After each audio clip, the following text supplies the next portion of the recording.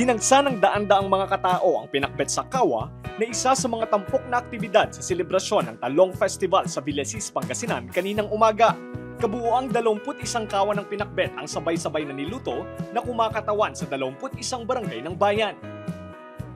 Ang pinakbet sa Kawa kasi, alam nyo po, dito sa bayan ng Villasis, dito yan nanggagaling lahat ng mga magagaling na magtanim ng mga talong. Isang produkto po kasi yan ng bayan ng Villasis, yung talong. Kaya may ganitong okasyon, Talong Festival.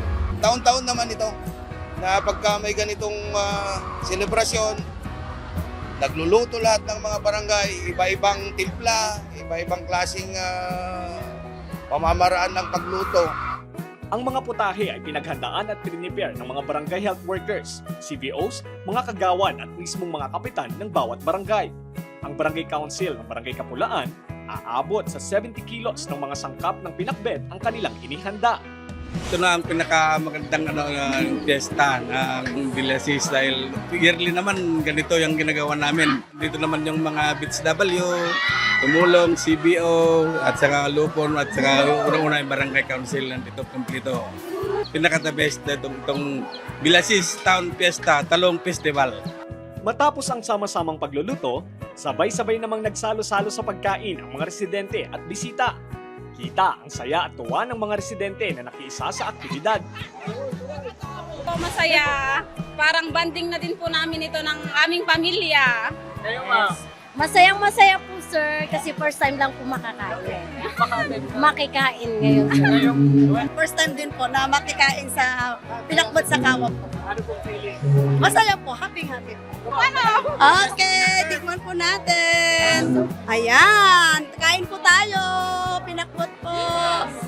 Happy Talong Festival. Nagimas! Bukas sa lahat ng residente ang inihandang Ilocano dish, kaya naman, kanya-kanya ring diskarte ang ilan sa pagti-take out upang maiuwi ang masarap na pinakbet at maibahagi sa kanilang pamilya. Ay, iba talaga ang pakbet ng Villasis, pakbet ng Ilocano ito, sir. Kaya, masarap ang pakbet ng Villasis, lalo raw sa sunblock. Sopot na lang po para mas madaling lagyan. Masaya po. Kasi po, Fiesta ng Villasis. Talaga nga namang sa bawat kawan ng pinakbet na ihain hindi lamang ang masarap na ulam, kundi ang samahan at pagkakaisa ng buong komunidad. Samantala, magpapatuloy ang selebrasyon ng Talong Festival hanggang bukas, January 17, 2026. Inaanyayahan ko po kayo, kung hindi man kayo makakatalaw ngayon, sana sa susunod na taon, makapasyal sila dito para makita naman nila kung ano ang piyesta ng Villasis, kung paano nagkakaisa ang mga taga-bayan ng Villasis. Lester Narag, Balitang, Solid North.